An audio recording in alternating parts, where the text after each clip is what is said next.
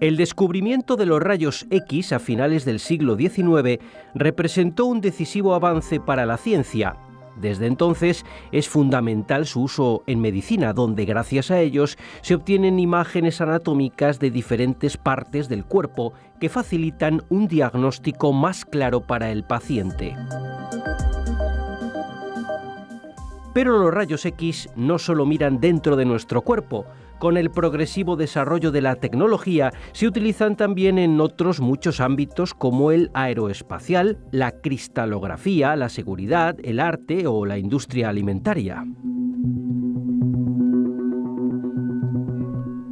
Muchos de los fundamentos vinculados a los rayos X y su utilización en las distintas especialidades de la medicina están presentes en el plan de estudios del Máster en Física Médica de la UNED, un título que ya ha cumplido 10 años de exitosa trayectoria y que ha introducido algunas variaciones para hacerlo más asequible y dinámico.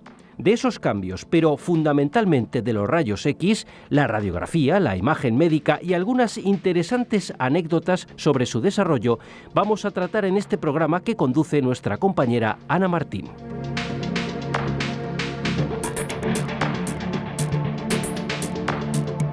Hoy tenemos como invitada a Cristina Santamarta Pastrana, que es profesora del Departamento de Física Matemática y de Fluidos de la Facultad de Ciencias de la UNED. Hola Cristina, buenos días. Hola, buenos días. Hoy Cristina nos va a hablar del Máster de Física Médica que se lleva realizando aquí en la universidad desde 2010, pero que hay algunas novedades de las que nos quiere hablar y me gustaría que nos contaras cuáles son esas novedades. Bueno, pues ya lleva el máster 10 años en marcha. Es un máster que es de 2 años, es un poco más largo que los másters habituales de 1 año que se hacen en casi todas las universidades. Y después de 10 años de experiencia, pues hemos decidido remodelar un poco el plan de estudios.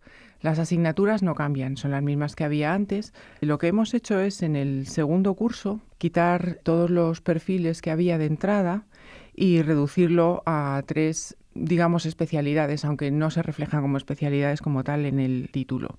Este máster es muy diferente de los demás porque, al ser un máster de Ciencias de la Salud y tecnológico, las personas que están interesadas en él pueden ser o del ámbito de Ciencias de la Salud, médicos, biólogos, o más bien de la parte tecnológica, físicos, ingenieros, con lo cual hay que aglutinar conocimientos en el primer año. Entonces, el primer año es un curso de nivelación, donde las gentes que vienen de Ciencias de la Vida tienen asignaturas de matemáticas y de física, y las gentes que vienen del ámbito tecnológico tienen asignaturas de biología, nanofisiopatología, biología celular, y de esa manera se nivelan todos los conocimientos y ya hablamos todos el mismo idioma. Sabemos todos cosas de biología, cosas de medicina, cosas de física y cosas de matemáticas. Y el segundo curso ya es más técnico. Tenemos asignaturas como física biomédica, interacción de la radiación-materia, física de los fluidos fisiológicos, simulación de sistemas biológicos, electrónica, asignaturas de imagen médica, pero ya todos vamos a tener una base común. Entonces, en ese segundo curso ya va a ser independiente del perfil de entrada, que antes sí dependía del perfil de entrada.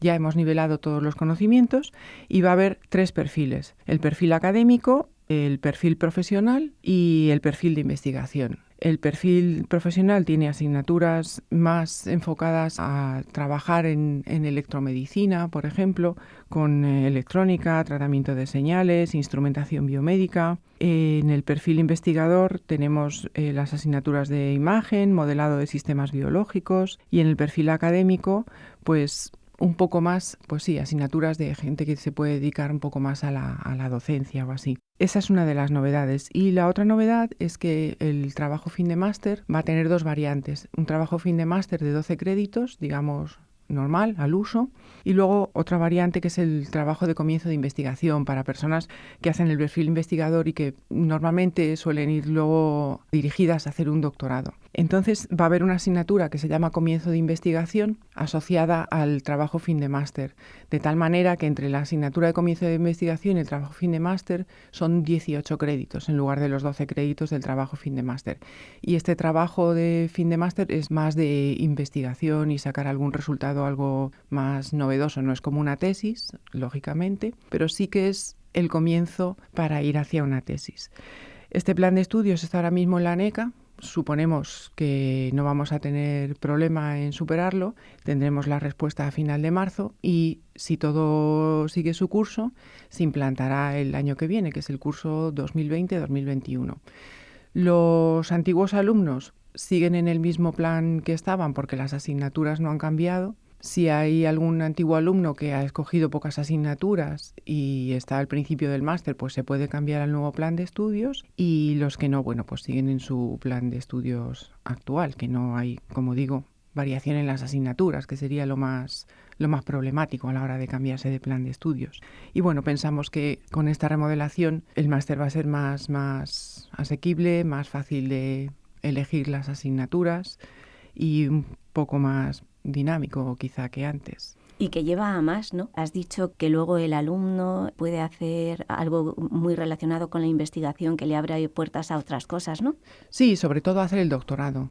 Este máster, la mayoría de los estudiantes trabajan también y hay bastante gente que está trabajando también en el campo de la salud, con lo cual luego les es fácil hacer un doctorado pues porque trabajan en hospitales o en empresas que se dedican sobre todo a electromedicina o a aparatos de imagen médica y les es mucho más fácil enfocarse hacia un doctorado. Es un máster muy vocacional porque de todos los estudiantes que hay, no sé, es que solo puedo hablar con admiración porque comparten un trabajo que les lleva mucho tiempo, la mayoría también comparten su espacio con su familia y además se dedican al máster que no sé si para bien o para mal tampoco es muy fácil. El máster tiene muchas asignaturas complicadas. Lo imagino, porque estos días que yo sabía que ibas a venir, que te iba a hacer la entrevista y que estaba buscando un poquito de información, entendí que la física es algo muy complicado. Yendo al joven que está pensando, ¿qué voy a estudiar? Quiero hacer física. ¿La física la puede estudiar cualquiera? Pues es como todas las carreras. Quizá está un poco mitificada la física, las matemáticas, como algo más difícil, pero no es cierto, como las ingenierías. Realmente es preocupante para mí la poca vocación que hay ahora para hacer carreras tipo ingeniería, física y matemáticas, aunque ahora están de moda física y matemáticas porque se ha visto que tienen un campo de aplicación grandísimo, no solamente en lo que parecía habitual de la física, que era dedicarse más que nada a la docencia, sino que la mente de un físico o de un matemático está abierta a resolver un montón de problemas de la vida cotidiana, desde problemas de optimización en banca o en cualquier otro tipo de empresas, igual que los matemáticos, pero aún así hay muy poca vocación. Y para mí también es muy preocupante como mujer que haya muy pocas chicas que se decidan a hacer estas carreras por algo que parece como que no somos capaces de meternos en este mundo de números y de fórmulas y de ecuaciones. Y no es verdad, las chicas estamos igual de capacitadas que los chicos, pero no sé por qué hay esa pequeña barrera que es difícil de saltar. Y bueno, desde aquí animo a todas las mujeres a que de verdad no piensen que son menos capaces que los hombres de entrar en este mundo de los números, de las fórmulas, de las ecuaciones, que es igual de difícil que puede ser una carrera de letras o igual de fácil. No tiene nada que sea diferente de otras especialidades. Cada uno tiene una virtud y con esa virtud tiene que seguir para adelante sin ninguna traba.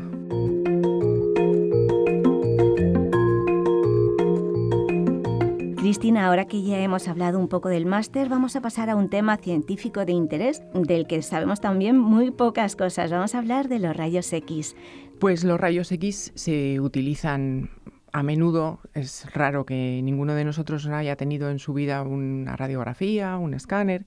Y pues sí, como es un tema que está muy relacionado con el máster, con lo que nosotros aprendemos ahí, me gustaría dar unas pinceladas. Me gusta mucho una frase de un físico alemán que se llama Ludwig Hopf, que dice: Si hubiera una manera de hacer que el cuerpo humano se volviera transparente como una medusa, lo expresa como deseo, y a mí me gustó mucho esa frase.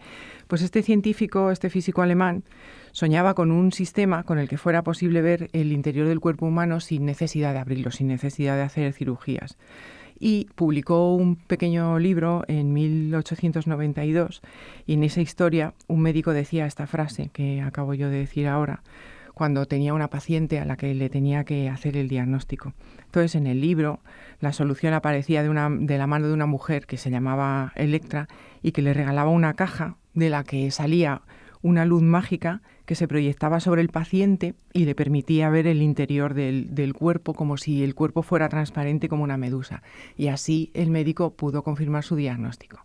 Pues este sueño de Ludwig Hopf se hizo realidad con los rayos X. O sea que el hombre era un visionario, su deseo se hizo realidad. ¿Y lo pudo ver? ¿Llegó a ver que esto se hizo realidad o murió antes? Lo vio, porque este libro es de 1892 y los rayos X se publicaron su descubrimiento en 1895, solo 3 años más tarde. Fue Röntgen, que por otra parte fue también premio Nobel, toda la parte de los rayos X está cuajada de premios Nobel. Röntgen estaba estudiando los rayos catódicos, que estaban muy de moda entonces entre los físicos.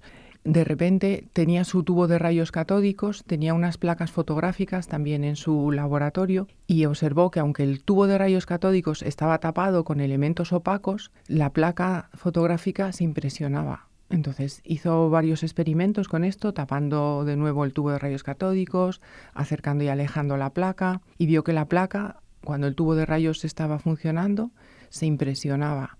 Con lo cual los llamó los rayos X, pero los rayos X, la X de misterio, porque no sabía qué tipo de rayos eran. Los rayos catódicos más o menos se sabía lo que eran, pero los rayos catódicos los estudiaban como se estudia la luz, no atravesando objetos opacos.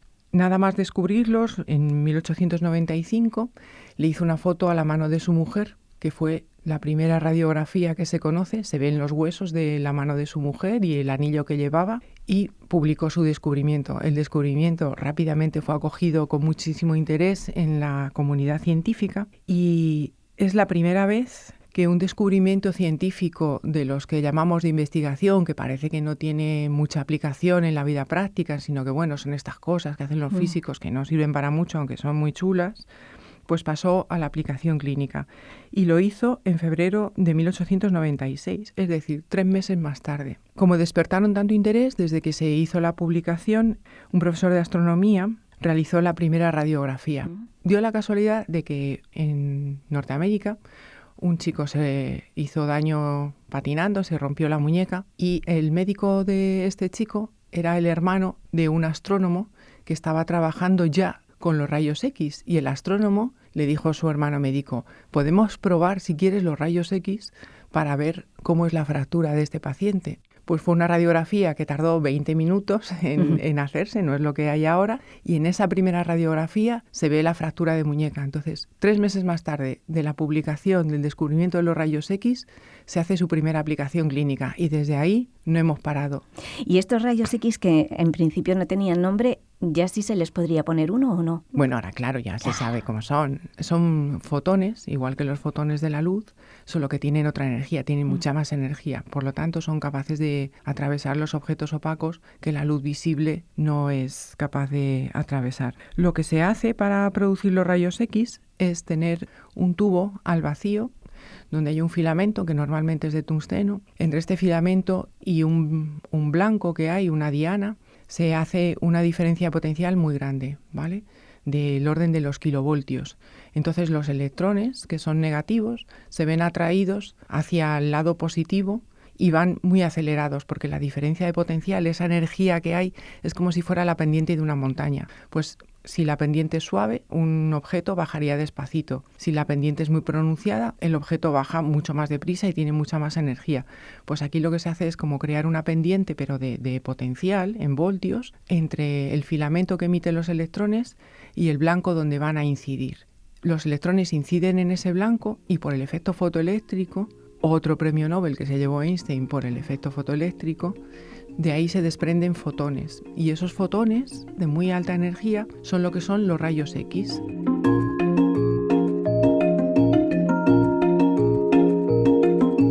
Cristina, en realidad, ¿qué es una radiografía? Pues una radiografía es una foto. Como he dicho antes, los rayos X son fotones, igual que los fotones de la luz visible, pero de mucha más alta energía. Lo que se hace es exponer nuestro cuerpo a esa fuente de fotones. En lugar de estar iluminados por el sol, como cuando nos hacemos una fotografía con la cámara, nos iluminan con estos fotones de muy alta energía. En una radiografía normal, que yo creo que nos hemos hecho todos, nos ponen en una camilla, encima hay un foco, que es el foco que emite estos fotones de alta energía, que son los rayos X, y debajo de nuestro cuerpo hay una placa fotográfica. Estos rayos X atraviesan el cuerpo, inciden en la placa y la impresionan igual que se hace con una fotografía convencional, convencional de las de antes, cuando yo era joven, cuando se utilizaba la película en las cámaras fotográficas. Una radiografía lo que es una proyección de todo nuestro cuerpo, que es 3D, sobre una placa, que es 2D. Entonces todas las estructuras se superponen.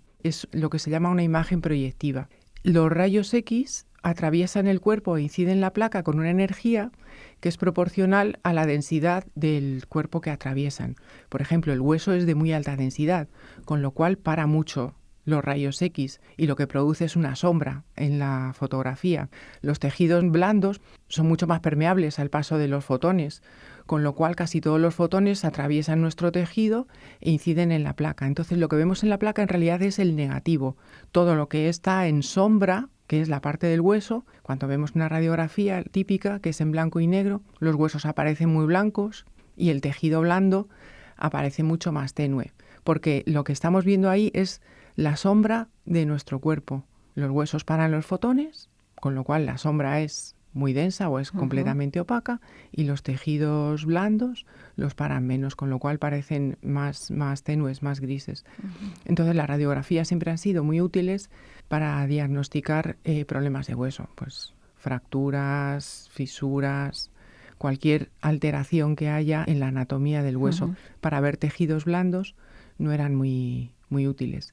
Antes, en los años 50, 60, era muy habitual ver aparatos de rayos X en las consultas de los médicos de familia, de los médicos de cabecera.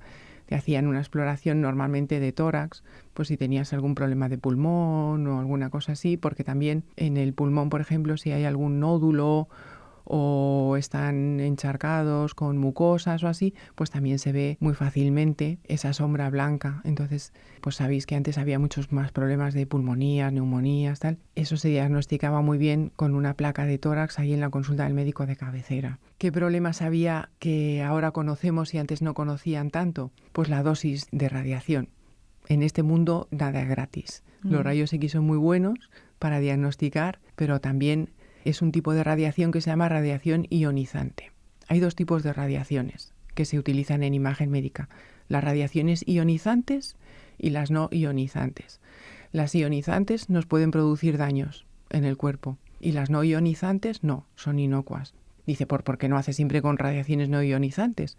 Bueno, pues porque cada una nos da un tipo de imagen y tiene un tipo de uso, y como siempre en la vida hay que calibrar la relación riesgo-beneficio para todo, ¿no? Tú dices, voy a bajar por esta cuesta, riesgo-beneficio, me lo voy a pasar muy bien, pero me voy a romper una pierna. Bueno, pues ¿me merece la pena? Sí, pues allá voy.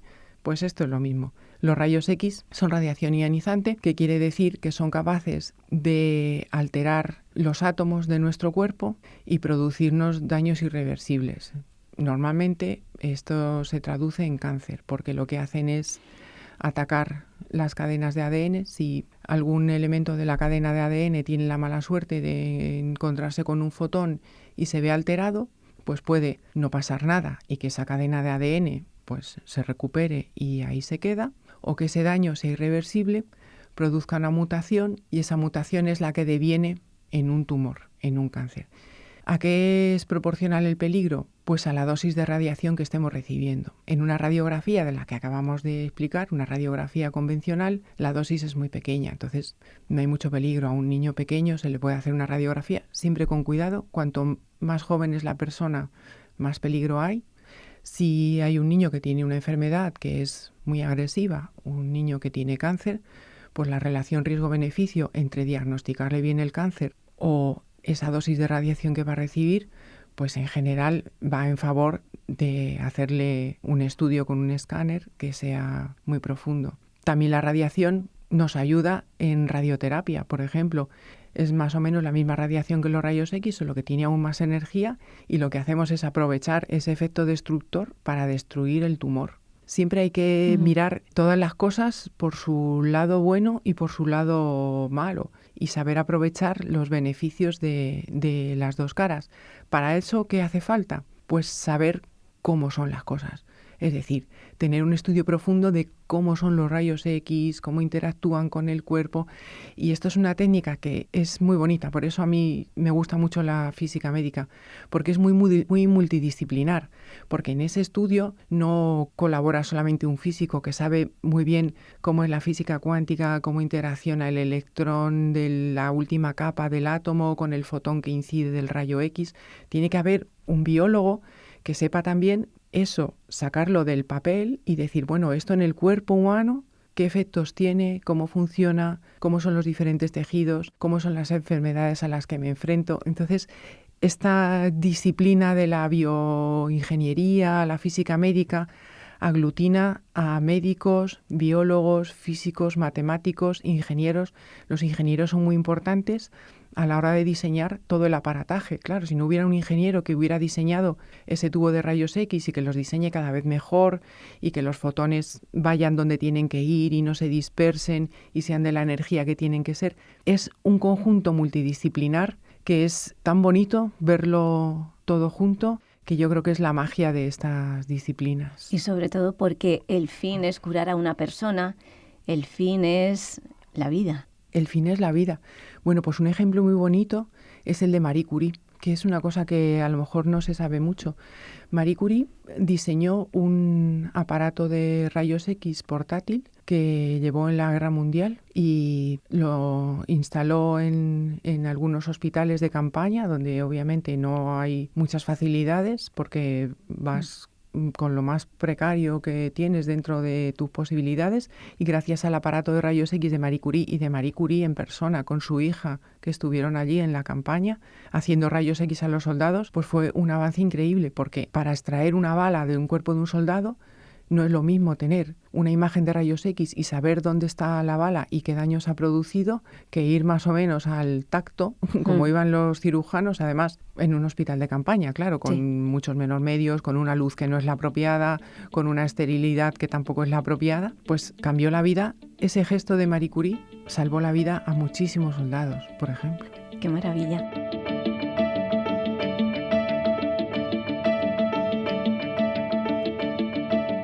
En esta fe que yo tengo en los investigadores, yo supongo que llegará un momento en el que se podrá estudiar el cuerpo sin esa pequeña posibilidad de dañarlo, ¿no? Se conseguirá unos rayos X que estemos seguros que no van a afectar negativamente a las personas. Pues no.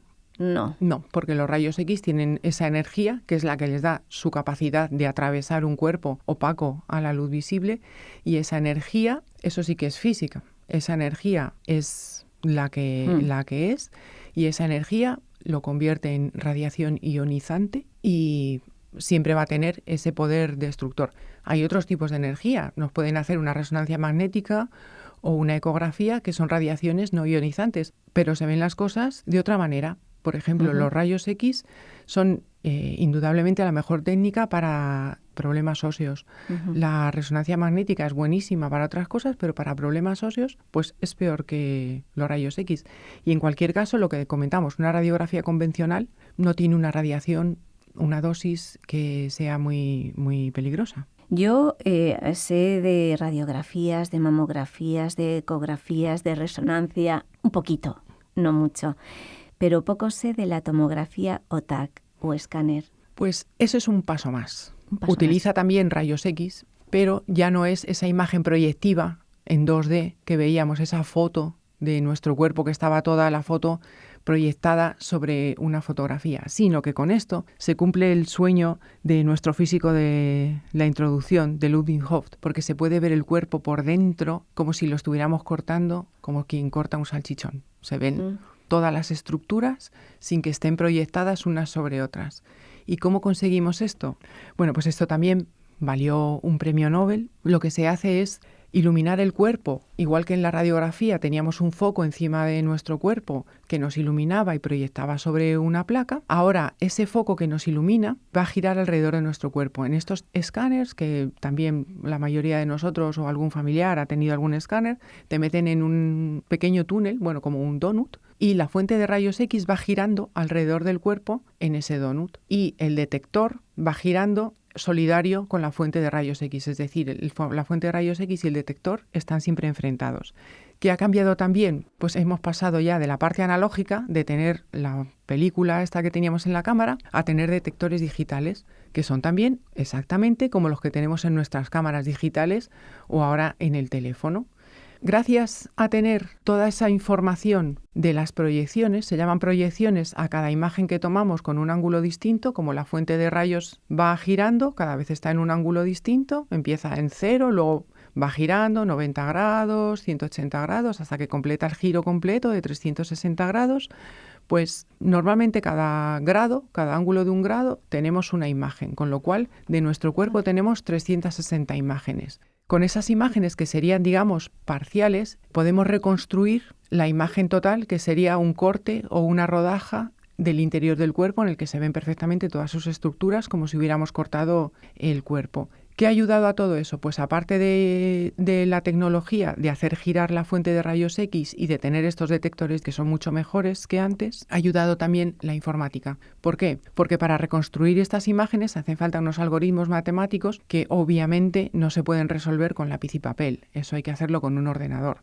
Y son cálculos muy tediosos que con un ordenador se hacen en segundos, con algoritmos cada vez más complicados, porque no hay una fórmula que nos dé la reconstrucción exacta, sino que hay que ir haciendo aproximaciones, y todas esas aproximaciones son cálculos repetitivos que hay que hacer muy deprisa. Bueno, pues como miles de algoritmos y problemas informáticos. Entonces, gracias al desarrollo de la informática en la parte de algoritmia, de hacer los programas, los algoritmos para que esto funcione, gracias al desarrollo de los ordenadores que cada vez tienen más capacidad y son más rápidos y son capaces de hacer millones de operaciones por segundo, y gracias a la tecnología de haber construido el escáner con la fuente rotatoria y el detector opuesto que rota solidario con el foco, pues podemos hacer estas imágenes del interior del cuerpo. Como comenté antes, la primera radiografía tardó unos 20 minutos en hacerse.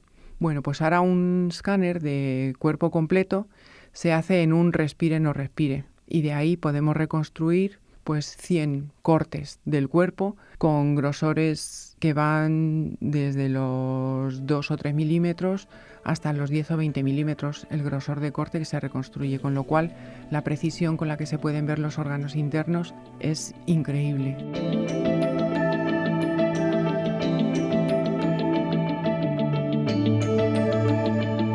Y entonces la persona que sabe es como pasar página, ¿no? Va viendo esto, va leyendo, va entendiendo todo lo que la máquina le ha dicho, ¿no? Claro, el radiólogo lo que tiene es una colección de imágenes, pues los cortes que necesite para el problema que tenga que diagnosticar, y puede ver todos los órganos perfectamente sin que haya esa superposición que había en las radiografías de antes, donde se ve todo proyectado en una foto. ¿Y para qué tipo de enfermedades se suele usar? Pues se usa para casi todo, la verdad, el escáner. Tiene la desventaja que hemos comentado de que la radiación es ionizante, pero también gracias a todas las investigaciones que ha habido, cada vez se logran mejores imágenes con menos dosis, con menos intensidad del haz de rayos X. Todo eso también es a base de tecnología. Se usa mucho en cardiología. ¿Por qué? Porque el corazón es un órgano que se mueve.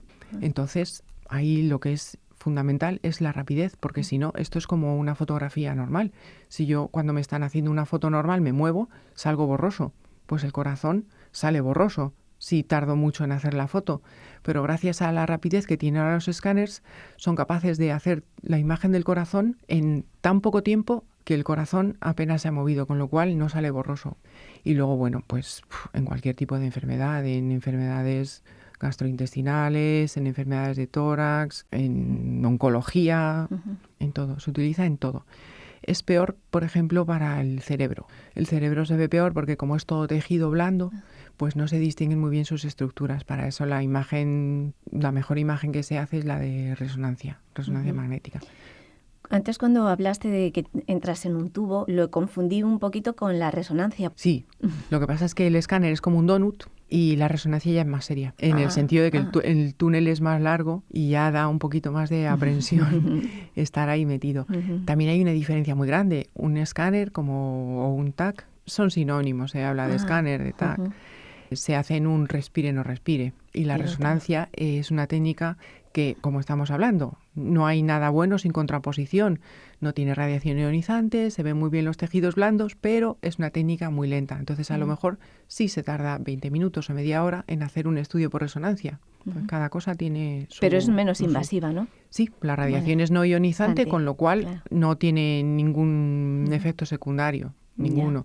Pero bueno, a cambio, pues lo que comentas, tiene un túnel más largo, te puede producir algo de claustrofobia, quizá. Todas las tecnologías de imagen existen todas y coexistirán porque cada una tiene unas particularidades que se complementan con las demás. Se nos va el tiempo. Me gustaría animar a los alumnos, a los que ya están y a los que se lo están pensando, a que se apunten a este máster. Y lo hago de una manera completamente egoísta. Ellos aprenden, ellos investigan y yo me beneficio. Cristina, muchas gracias. Pues muchas gracias a ti, porque ha sido una conversación muy agradable. Me ha encantado porque he aprendido muchísimo. Gracias a ti.